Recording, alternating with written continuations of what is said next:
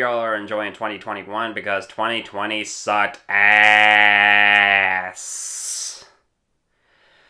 But anyway, like I mentioned at the end of my Die Hard video, I would review Wonder Woman and Wonder Woman 1984 back to back.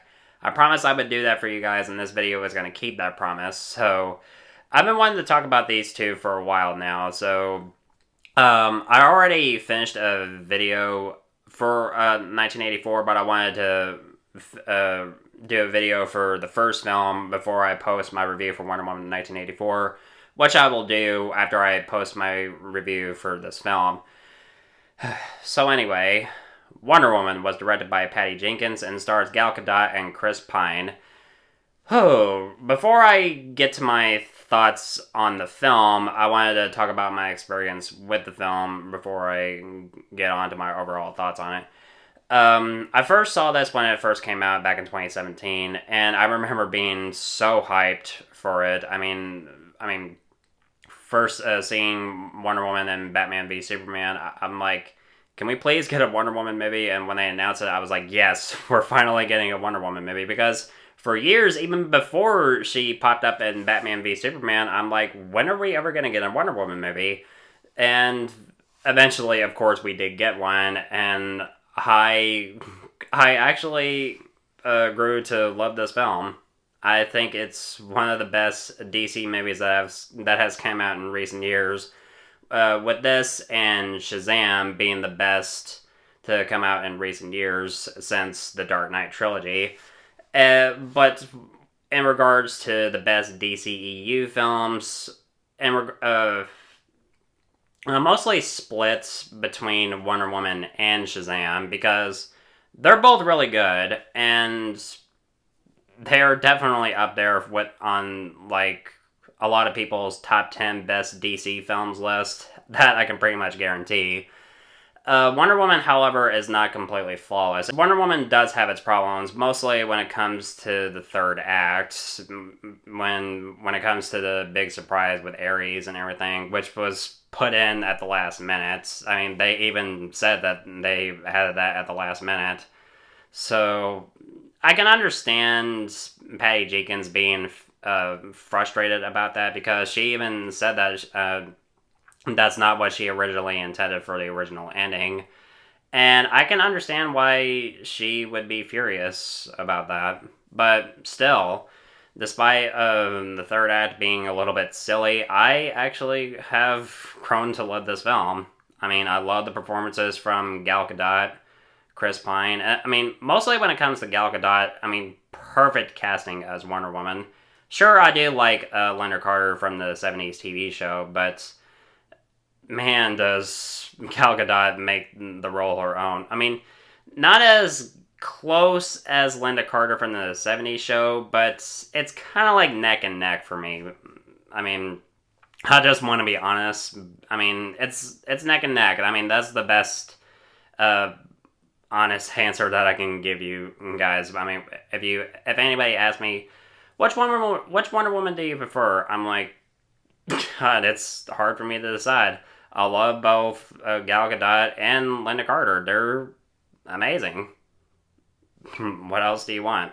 Also, if you have not seen Wonder Woman, this review is going to contain spoilers. You have been warned. So the film opens with Diana, played by Gal Gadot, reminiscing about her past. And now we come to her childhood all the way back in Themyscira, an island which is populated entirely by the Amazons, women who are breeded by the Olympian gods. And they are the most well-trained warriors in this universe. So, and Diana desires to become the greatest Amazon warrior ever, but her mother, Hippolyta, I hope I said that right, is completely against that, and she even tells Diana a story about her days in battle, as well as how Ares, the god of war, betrayed the gods and killed most of them, and Zeus banished Ares from Olympus, and now Zeus, with his last breath, had used the last of his power to create Themyscira, as well as a weapon known simply as the God Killer, which Diana believes to be a magical sword, but she doesn't really realize what the God Killer is until near the end of the third act, which I will get to later. And I mean, like I mentioned, this is going to be a spoiler-filled review, so if you have not seen the movie, I highly recommend that you should. It's an amazing movie. However, Diana's aunt Antiope, played by Robin Wright, convinces Hippolyta to train Diana, and she allows Antiope to train Diana, only to train her harder than any Amazon, and to not reveal the truth about what she is.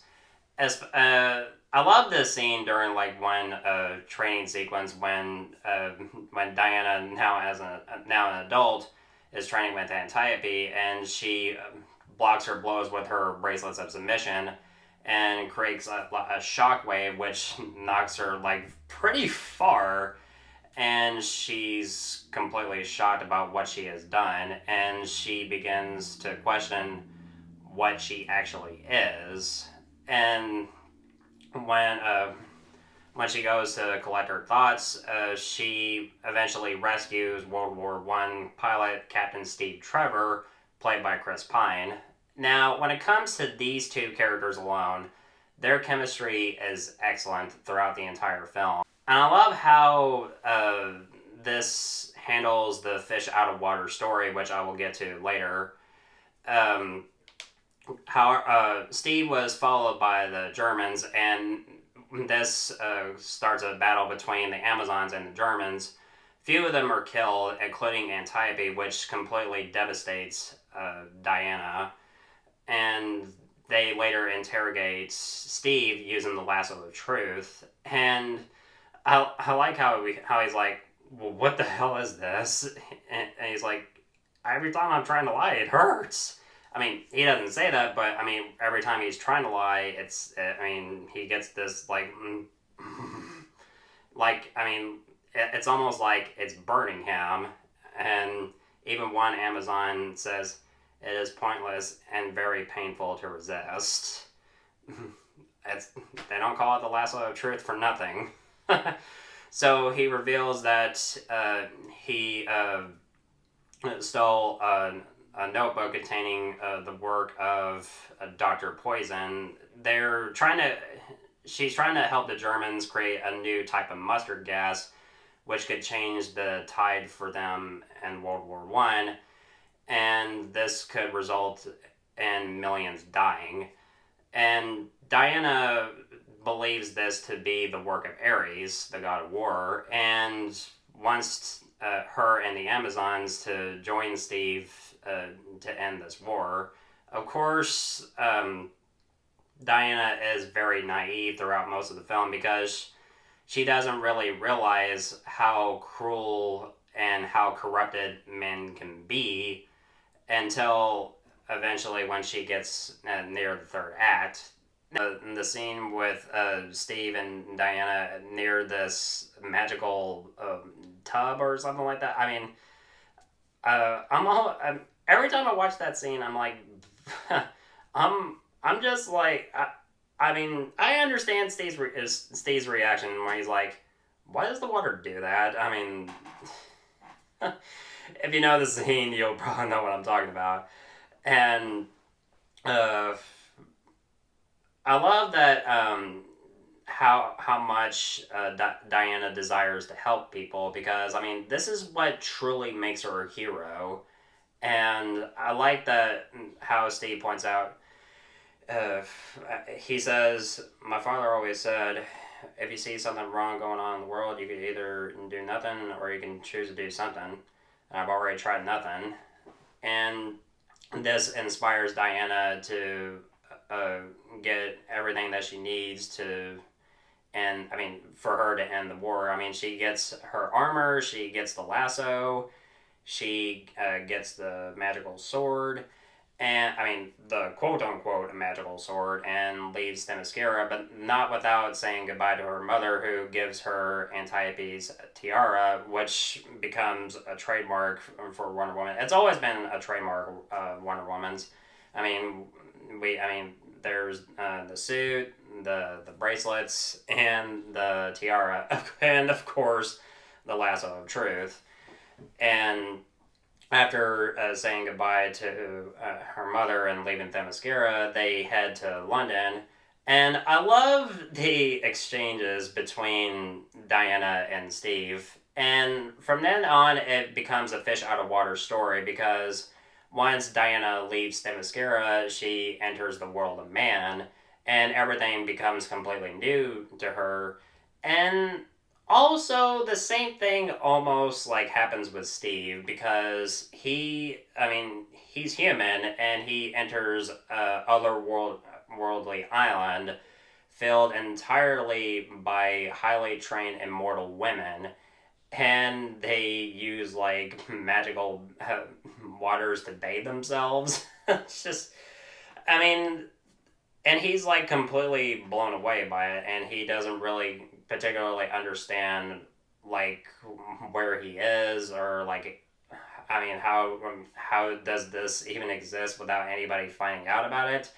And when Diana enters the world of man, and I always loved this little montage of her trying on various different types of clothes to disguise herself, and this this is hilarious. And there are moments throughout the film where it kind of homages Richard Donner's Superman from 1978. And Patty Jenkins in interviews has said that she was heavily inspired by Richard Donner's Superman since she was a young girl. And there are moments where it does homage Superman, like the scene in the alleyway where Diana deflects a bullet with her bracelets to save Steve. Very much like in one scene in Superman where, with Clark and Lois in the alleyway, when they're getting mugged, and Lois kicks the guy, and he tries to shoot her, and Clark catches the bullet with his hand. And another moment with Diana and her shield and the revolving door, very similar to Clark Kent and that one scene in the Daily Planet and Superman. So yeah, you can tell, like, yes, this is definitely some moments where it definitely homages Superman. And I'm a huge fan of the Christopher Reeve Superman films, mostly Superman 1 and 2. And also, on a quick side note, in terms of Superman 2, I'm often split about which version I love the most. I mostly grew up watching the theatrical cut as a kid, but in recent years, I have mostly come to love the Richard Donner cut a little bit more than the theatrical cut. So I think the Richard Donner cut of Superman 2 is probably my favorite version of that film. But anyway, now let's get back to Wonder Woman. When it comes to the action sequences, they're very, very well done and very well shot. The effects are amazing throughout these sequences. But there are moments in the third act, which I'll get to later, where it gets a little bit CG heavy. So, yeah. But the best action sequence in the film, hands down, is No Man's Land. And when we get to this scene where Diana and Steve are are near No Man's Land, she sees, like, all these people. I mean, you see them all bloodied up, and some of them missing limbs, in pain. Children, she just sees all of these people who are, they're forced out of their village, and you see bodies burning and everything, and she's just like, if y'all aren't gonna do anything to help people, I'm gonna go do it. And she just enters a battlefield. She enters No Man's Land, just dodging machine gun fire and deflecting bullets, and even blocking bullets with her shield. And it's just such an inspiring moment. It's just like, God, and the score. Oh my God, I love Wonder Woman's theme in this film, and this entire scene alone is amazing, inspiring, and as well as pretty badass.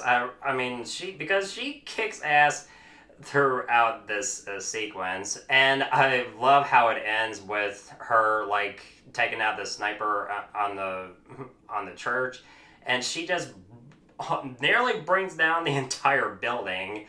And this action sequence alone, I was just like, that's one of the few, I mean, best when it comes to DC film action sequences. I honestly can't decide which DC film action sequence is my favorite. I would probably have to rewatch like every single DC film to make up my mind. I probably will one day. Who knows? And then when we get to the third act with Diana going up against General Ludendorff, who is played by Danny Huston, she believes that he's Ares, and he's been using this gas that enhances his strength.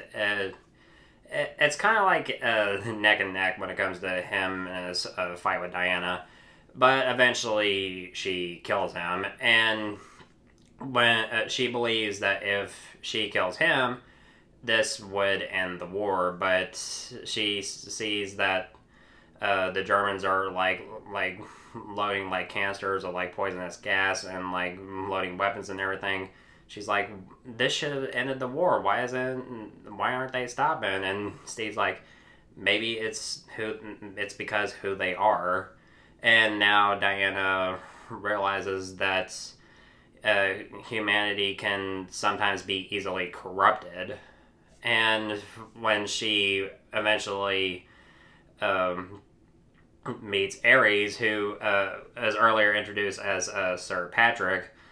So Diana tries to kill Ares with her sword, but he turns it to dust and reveals that Diana is in fact the god killer, since she's the daughter of Zeus and is in fact a demigod. Well, demigod-goddess. And Ares tries to persuade Diana to join him so they can wipe out humanity and remake the Earth as their own utopia. Diana, of course, refuses, and they fight. But in the process, Steve flies a plane that's carrying like various canisters of poisonous gas.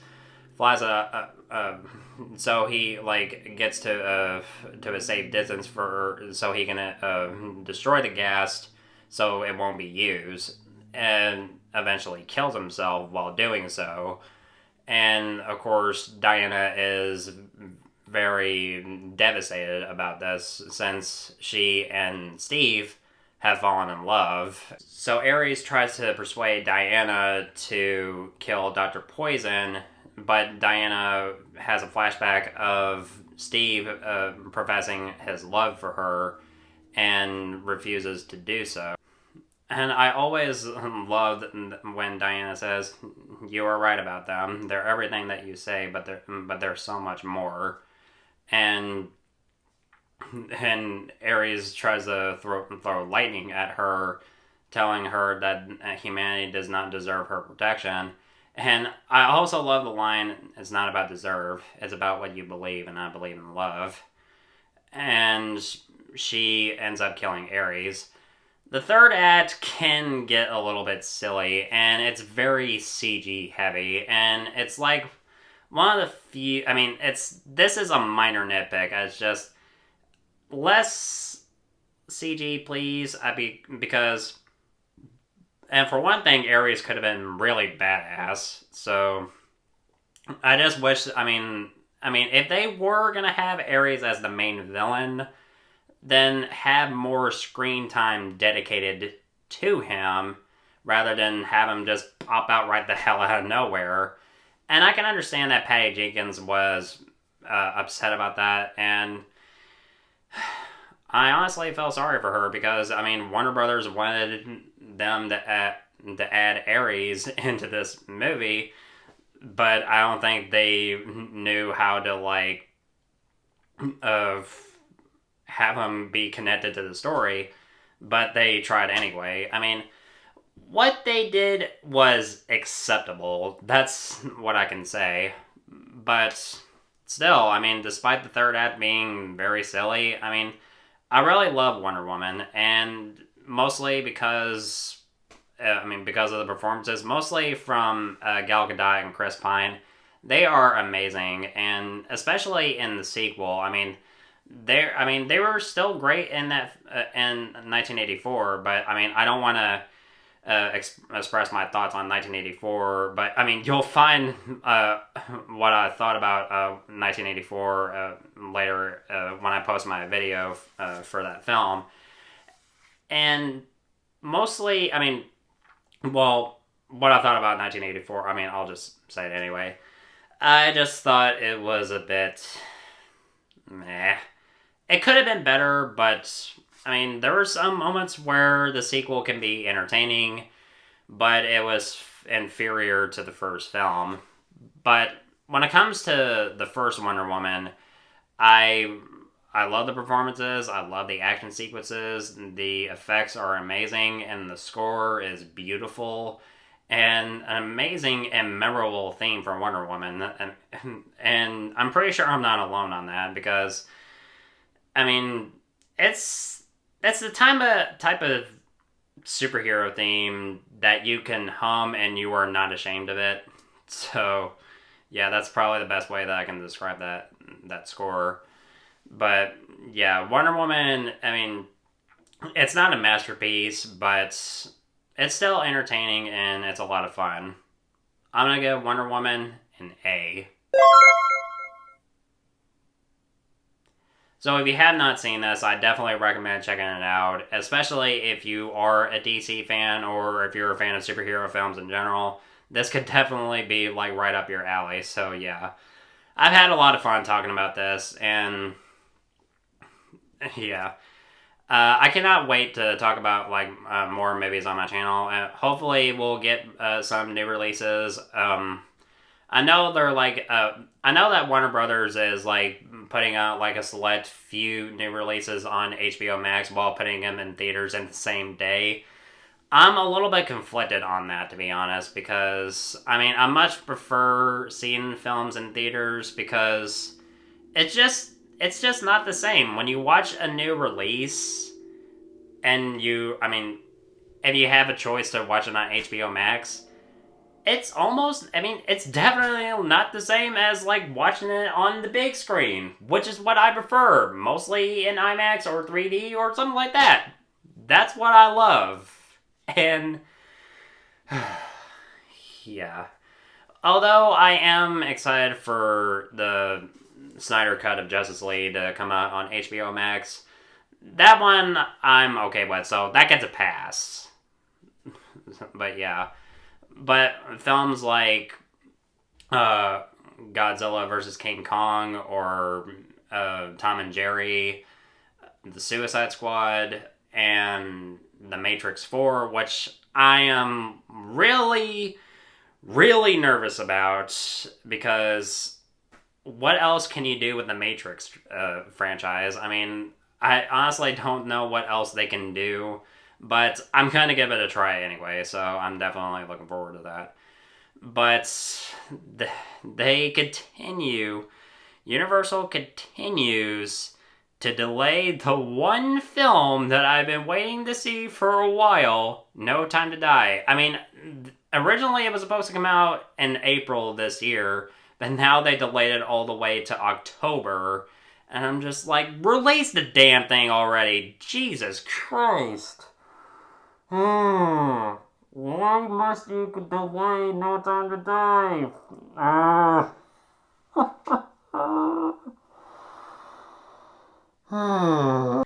So yeah, certain new releases that keep getting delayed are really pissing me off. No Time to Die continuing to get delayed is further pissing me off.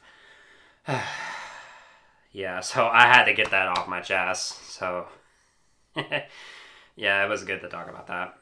But guys, thank you so much as always for watching. I'm looking forward to doing more videos really soon. And be sure to check out my upcoming video, which will be for Wonder Woman 1984, which I did with my buddies Austin and Ethan. So, yeah, that was definitely a lot of fun. And, guys, thank you so much for helping me with that video. And I don't know what I would do without your all support. And to my audience, thank you so much as always for watching, and I'm looking forward to doing more videos really soon. And if you want my thoughts on old or new movies, of course, you know where to find me.